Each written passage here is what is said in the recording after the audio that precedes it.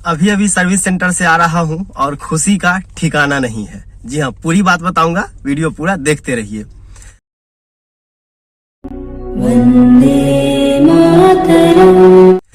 आप सबों को मैंने कई बार कहा था कि मुझे अपने रेनॉल्ट ट्राइबर RXZ AMT, जिस गाड़ी को आप लोग कई बार हमारे वीडियो में देख चुके हैं, इससे मुझे कोई शिकायत कहीं नहीं थी।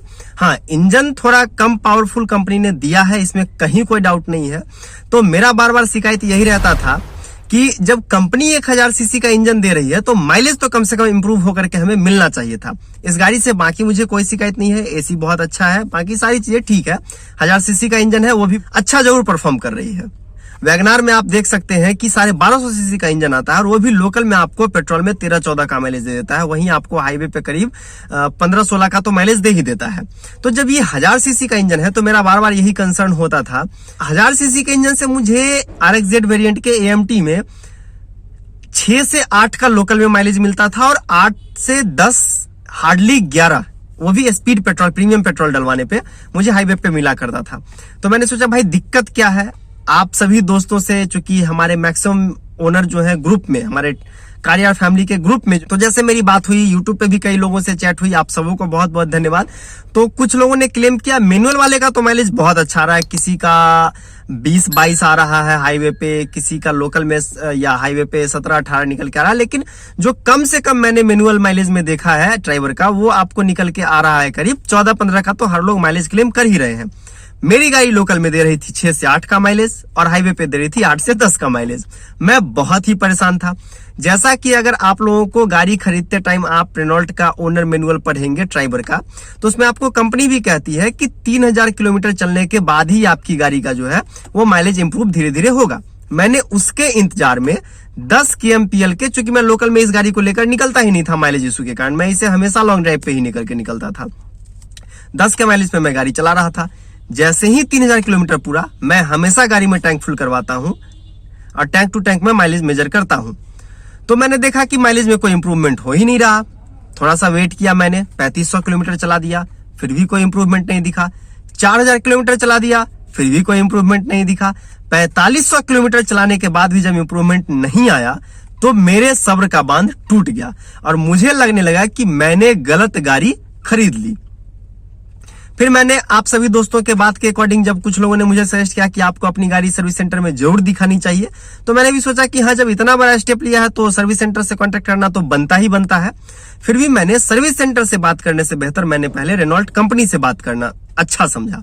जब मैंने रेनॉल्ट कंपनी से बात की तो उन्होंने मुझे कहा, सैटरडे को शाम को मैंने बात की थी, उन्होंने कहा कि सर आप संडे को तो जा नहीं सकते क्योंकि हमारे सर्विस सेंटर्स बंद रहते हैं, आप मंडे को चले जाइए और फर्स्ट आवर में चले जाइए, डेफिनेटली जो भी होगा वो कर दिया जाएगा।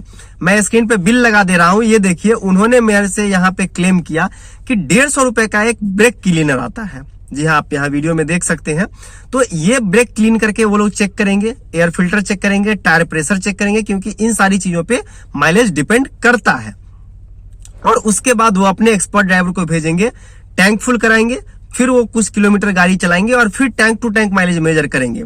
लेकिन चूंकि tank to tank mileage measure करने में क्या होता है कि वो जो हम लोग ऑटोमेटिक लगवा के छोड़ देते हैं, तो जो जब पेट्रोल भराता है तो उसमें जो कुछ फेन बनता है ना, तो वो आपको कभी कभी पहले भी छोड़ देता है, कभी कभी नहीं पे फेन बनने के कारण बाद में भी छोड़ेगा। और 1 लीटर अगर पेट्रोल अप एंड डाउन हुआ तो 20 से 30 किलोमीटर मात्र गाड़ी टेस्ट ड्राइव करके चलानी थी, तो उसमें बहुत ज्यादा अंतर आ जाता। मैं जैसे टैंक फुल कराता हूं, फिर पूरा टैंक ड्रेन करता हूं, उसके बाद फिर से पूरा भरवाता हूं, तो उसमें 1 लीटर का असर नहीं पड़ता। लेकिन चूंकि टेस्ट ड्राइव में गाड़ी जानी थी और 20 से 30 किलोमीटर ही गाड़ी चला करके चेक करनी थी माइलेज के लिए, तो वहां पे 1 लीटर का मैटर बनता ही बनता और बड़ा मैटर बनता। तो इसलिए हमने डिसीजन लिया कि हम लोग नेक टू नेक करेंगे। टैंक टू टैंक और नेक टू नेक में डिफरेंस ये होता है कि जहां पे आपने ऑटोमेटिक वो लगवा के छोड़ दिया पेट्रोल भरवाने के लिए, और वो जहां ऑटो कट हो गया आपने उसे वहीं पे छोड़ देना, यही सही तरीका भी है पेट्रोल भरवाने का। उसे tank to tank mileage measure करना कहते हैं। नेक टू नेक कहते हैं कि जो गाड़ी में आप थोड़ा थोड़ा करके डलवाते हो ना, तो वो पेट्रोल भरवाने का सही तरीका नहीं है और रिकमेंडेड भी नहीं है। लेकिन चूंकि हमें मेजर करना था, इसलिए मजबूरी में हमें ये स्टेप लेना पड़ा। तो हमने नेक टू नेक इसलिए मेजर करवाया ताकि एकदम कहीं से भी इतना सा भी पेट्रोल कम आने का कोई भी लफड़ा ना हो। और हमने कोई स्पेसिफाइड पेट्रोल पंप पे नहीं गया, हमें हाईवे पे चलते हुए जो भी पेट्रोल पंप मिला हमने वहां पे फुल करवाया। चूंकि मेरी गाड़ी पहले से ही फुल थी इसलिए गाड़ी में ज्यादा पेट्रोल आया भी नहीं, आप देखिए करीब 10-12 लीटर ही आया। और फिर जो हमने नेक टू नेक डलाया तो बस 200 का पेट्रोल आया, 1.77 लीटर, और हमने करीब 32-33 किलोमीटर गाड़ी चलाई थी। और भाई साहब अब जो माइलेज निकल के आया ना, आप ये देखिए, मैं यहाँ पे कैलकुलेट कर रहा हूँ, 32 किलोमीटर या 33 किलोमीटर मेरी गाड़ी चली है और 1.77 लीटर पेट्रोल मेरी गाड़ी में आया। और अब जब माइलेज निकल के आ रही है यहाँ पे, जो कि उनके ड्राइवर ने वीडियो देखिए,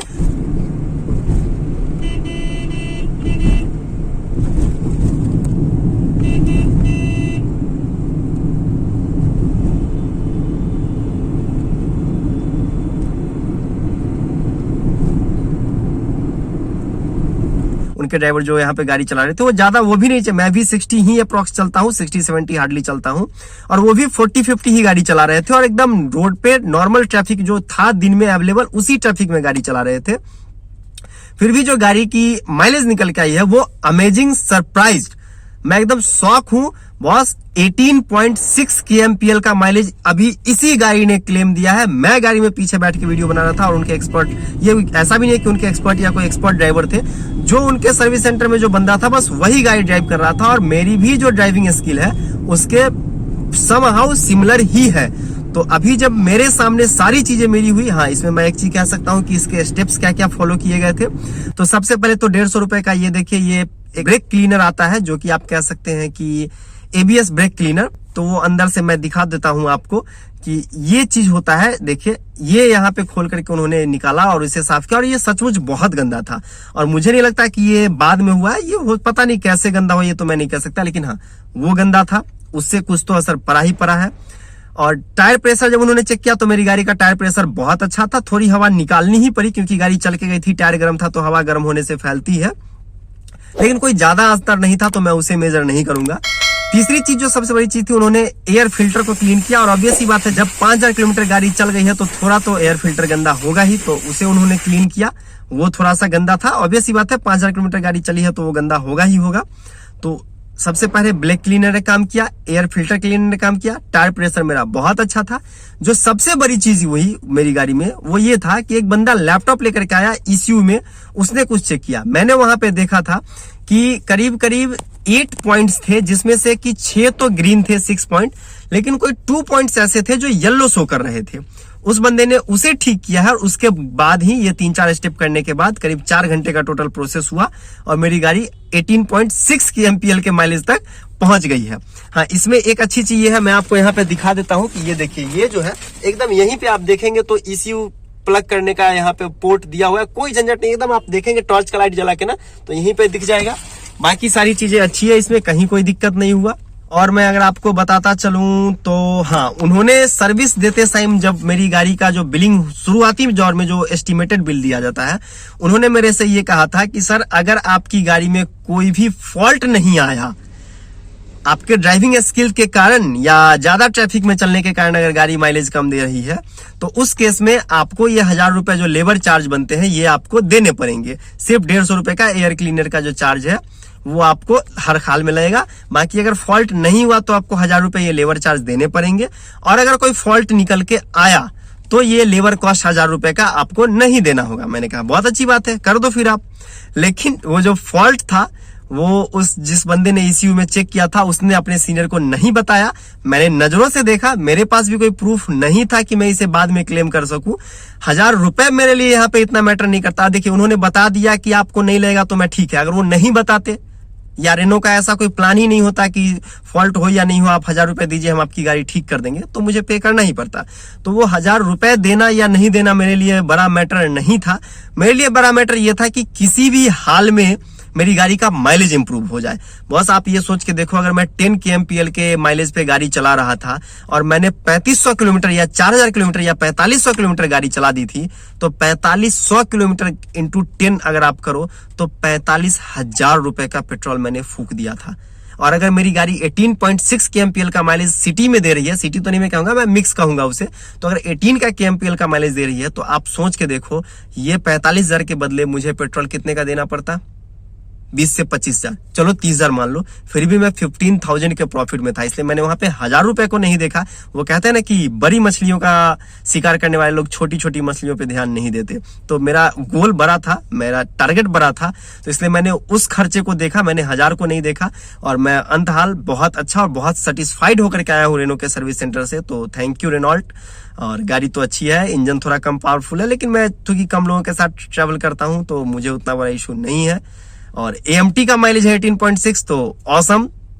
मैं जस्ट आया हूं, मैं गाड़ी से उतरा भी नहीं, मैं घर भी नहीं गया, गाड़ी रोकी है, पार्क किया अपने पार्किंग में, और बस ये वीडियो बनाने लगा हूं। तो अब मैं आप सभी लोगों को फ्रिक्वेंटली एडवाइस दे सकता हूं, फैमिली यूज के लिए, पर्सनल यूज के लिए, टैक्सी यूज के लिए अभी भी नहीं। जब तक मेरा एक्सपीरियंस मैं अपने लेवल से सेटिस्फाई नहीं हो जाता कि टैक्सी यूज के लिए भी ड्राइवर सही है, मैं किसी को ये सजेशन नहीं दूंगा कि आप टैक्सी यूज के लिए। लेकिन हाँ, पर्सनल यूज के लिए, फैमिली यूज के लिए गाड़ी बहुत अच्छी है। वैसे भी रेनॉल्ट कहती है कि ये फैमिली कार है, ना कि प्रोफेशनल या टैक्सी कार है। आप सबों का साथ बना रहे, चैनल को सब्सक्राइब कर दीजिए, बाकी अपने सभी दोस्तों के साथ वीडियो शेयर कर दीजिए। जिन लोगों को भी माइलेज की, अभी मैं शोरूम में था तो 2 लोग मुझे ऐसे मिले जो कह रहे थे मेरी गाड़ी मैनुअल में, उनकी गाड़ी मैनुअल में 10-11 का माइलेज दे रही थी। वो लोग भी परेशान थे। मैंने उन्हें सजेस्ट किया कि देखिए, मैं अभी अपनी गाड़ी का चेकअप कराया हूं, मेरी गाड़ी का माइलेज इंप्रूव हुआ है, आप लोग भी अपनी गाड़ी का माइलेज चेकअप कराइए। और 2 लोगों ने उसी समय माइलेज चेकअप के लिए लगा दिया, लेकिन चूंकि सब लोग का गाड़ी का एक साथ माइलेज चेक नहीं हो सकता था, तो इसलिए उन्होंने 2 अलग अलग डेट्स में उन दोनों को दिया, क्योंकि ये 4 घंटे का ओवरऑल प्रोसेस होता है। और वो इस केस में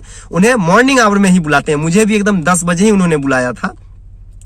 तो ठीक है, आप जिन लोगों की भी माइलेज गाड़ी कम दे रही है, अपने अपने गाड़ी को सर्विस सेंटर में जरूर दिखवाइए। 1,000-1,200 का खर्च आता है, 1,000 रुपए लेबर चार्ज और वही कोई 150 रुपए का ब्रेक क्लीनर। अगर इतने से आपकी गाड़ी ठीक नहीं होती है, माइलेज नहीं सुधर के आएगा ना, हाथों हाथ वो लोग माइलेज चेक करके देंगे, तो ये लेबर चार्ज भी आपका नहीं लगेगा। आप थोड़ा कंसर्न रहिएगा, वीडियो बना लीजिएगा, मेरी तरह सिर्फ विश्वास में नहीं रहिएगा, तो 1,000 रुपए भी आपका माफ हो जाएगा।